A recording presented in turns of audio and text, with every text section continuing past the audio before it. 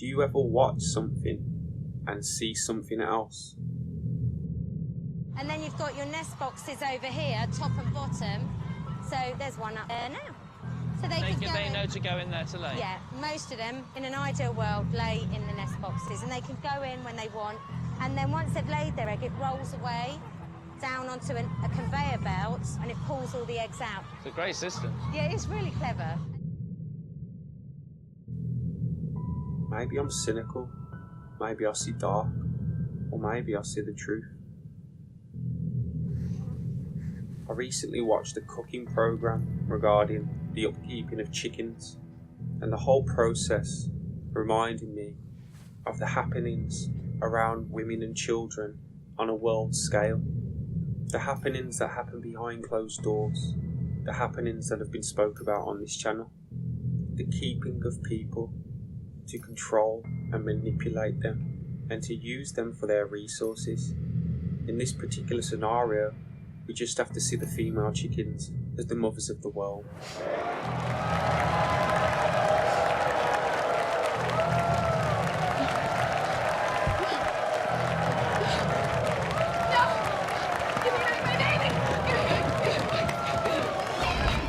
That ultimately are being used for their babies. In terms of the eggs, these can easily be compared to babies.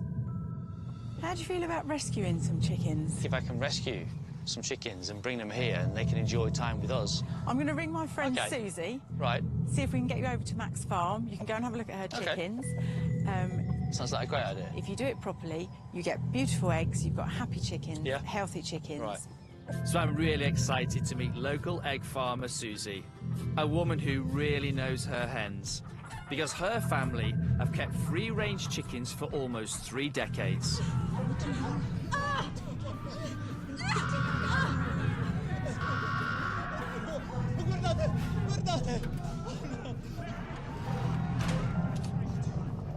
And I am a chef, by the way, so... They'll be like that. Oh, I maybe know. not. That's probably why they're pecking at me. It's like, this is a chef. It's almost that false narrative we find ourselves in again. A chef visiting a farm, attempting or trying to show compassion and love, when really he's but a wolf in sheep's clothing. It is that very man that has slaughtered so many of its family and will carry on slaughtering, but is introduced as a good person, states they have the right aim and agenda, when really their purpose is simply to take. We would compare this chef, this man, as a man from a prominent family that visits one of these farms to take his pick for him to benefit himself. So, how many chickens do you have? We have 12,000 on the farm altogether in 2 sheds of 6,000. Are they edible? Can we eat them? They're not the chicken that you find in the supermarket. They're not. So these are not the chickens that you have for Sunday roast. They're a completely different type. These are egg-laying hens. Susie produces a staggering 3.4 million organic free-range eggs a year. But this is more than just a business, because she also rehouses her hens as they get older. Why do you want all your chickens rehomed? When they get older, they're not commercially viable anymore. So basically, as they're getting a bit older, they slow down at laying their eggs. Yeah, these will carry on laying in people's back gardens. It's just their life is over on a commercial setting. That's why generally around this age, most commercial hens would be slaughtered, because they're not covering their cost in any way, shape or form. Their use is now expired. The government or the private company, agency, farm no longer requires it, as it has aged and it is no longer as productive as it once was. Generally, these type of chickens could be slaughtered, or in this case, rehomed for further purposes, so it is not wasted as such. Although the chicken in the sense can never be wasted, all parts are harvested. There are generally 2 types of chicken, one that they harvest from and take the eggs and use for various means, and then the other ones that are slaughtered for eating purposes. This scenario reminds me of the first, how women are locked up and kept for the purpose of their offspring, for their children to then be used. This type of chicken factory could easily be seen as a programming centre, which not only holds people, but manipulates and controls them in various ways. Women far different to men, as women can produce children. Some of the women's purpose and only purpose will be for offspring, selected to breed, where others are selected to feed.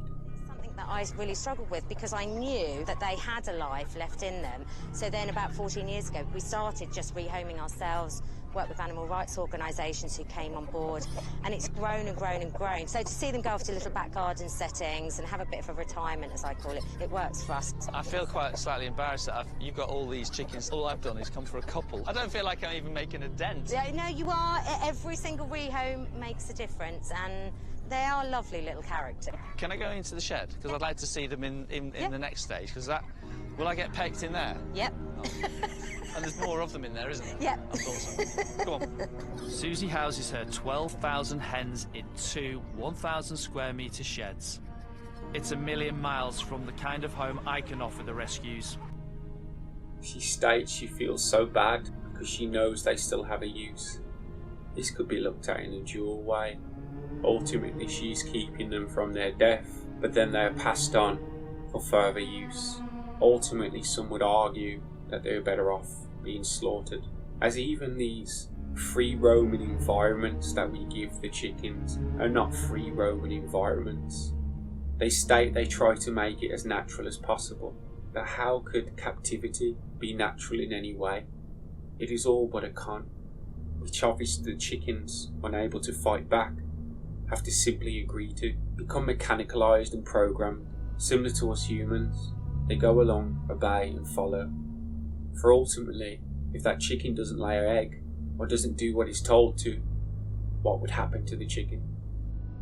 We would have 3,000 birds on this side of the shed, and then 3,000 birds on the other, so 6,000 altogether. Why are there 3 areas then? So this is so they can do all their natural behaviour inside. So they can dust bathe, they can scratch around, jump, they can peck, they find nice things to eat. And then you've got your nest boxes over here, top and bottom. So there's one up there now.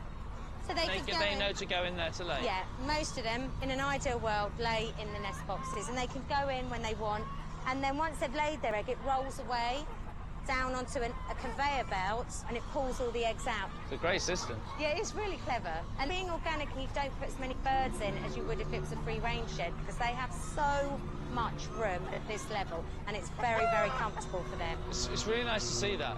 You see so many areas in farming, especially if battery chickens and laying, where they don't have this. No. This is incredible. I just think so every generous. animal should just have every right to exhibit its natural behaviour. That's the least you can afford them if you're going to use them to produce your food. Comparing this to our women and children of the world, there'd be 2 scenarios. The one scenario where they're caged. Many are caged in very poor conditions. The other scenario, which is the same, ultimately they are still in captivity. They seem to be looked after better. Better conditions. This to me would potentially highlight the different people in the world. Some they see as expendable, others they want for resources or to use for various purposes, and this can be down to multiple reasons, but ultimately providing a space which they feel safe, free, similar to their own environment, but it is a falsity. It is so they can take their resource. The chickens ultimately, like ourselves, have forgot their own history, have forgot when they were free, when they were wild. All they know is captivity, so they obey. It's noisy in here, isn't it? There's a lot of women chatting. Do you know how many eggs they lay then? When they're younger, they lay a lot more, and as they get older, like these ones, they might come out, have a little bit of a play, go back in, lay an egg. Before we get cracking on the preparation for their arrival, Wow. I want to see how good their eggs taste. Before he gets cracking, I'm sure the pun was intended, he wants to try out the eggs. We know there is only one purpose for these eggs, and that is for them to be ate, for their goodness to be enriched by somebody else. Comparing this to our babies, they seem to only play one real purpose, and that is the harvesting of them themselves, with some being trained and programmed to become the future generations of the egg laying. Are these the lucky ones or the unlucky ones? In this type of scenario, there is no good route to take. Whether you were slaughtered or harvested for resources, you were still being used. So I'm rustling up a good old-fashioned fried egg sandwich. It's been a long time since I've eaten one of these. It is delicious because they are so fresh, it's unbelievable. To help the new girls settle in, my gardener Anatoly is making a separate area for them in the chicken enclosure. So now we need to think how we can do it within the existing ground area. What they speak about building something within the original grounds. Obviously where these people would be held in terms of manners and by the wealthy would be in a place separate to where they are, caged and locked off. Ultimately better conditions than some environments that these people could find themselves in, but still in captivity, as explained. They speak about the chickens that are already there having to integrate with the new chickens. We forget about the dynamics that these people walk into, already having groups of survivors, or victims if you like, which are joined by further victims that can either be welcomed and seen as the same or pushed out further. The politics and dynamics of these type of facilities we wouldn't know much about, but we can only imagine. This cordoned off area will help the new hens find their feet and prevent the old ones from feeling too unsettled. Okay, that's pretty good. Well, they know that. Okay, it's all done. That way, finish running there. So this will be their home for a week or two. So they kind of adjust to the new territory. They will be maybe a bit shy, not sure, and hopefully they will settle in with the new one. It's easy to close the door. It's easy to close the door, harder to open it. I'm always dreaming up new ways of using eggs. And as it's a lovely morning, I've decided to get out into the garden and rustle up a childhood favourite. I'm going to make a batch of lemon curd, and that's one of my favourite preserves. Absolutely love it. We've got eggs. It's sickening to think of the different recipes that could be made.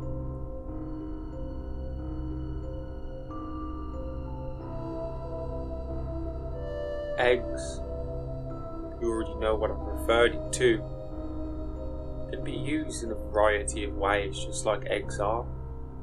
Eggs can formulate a huge array of dishes, bring different tastes and textures to the plate.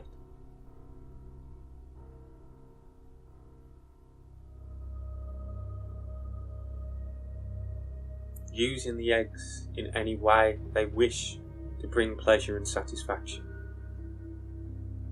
It's ready now to be poured into sterilised jars. Look at that.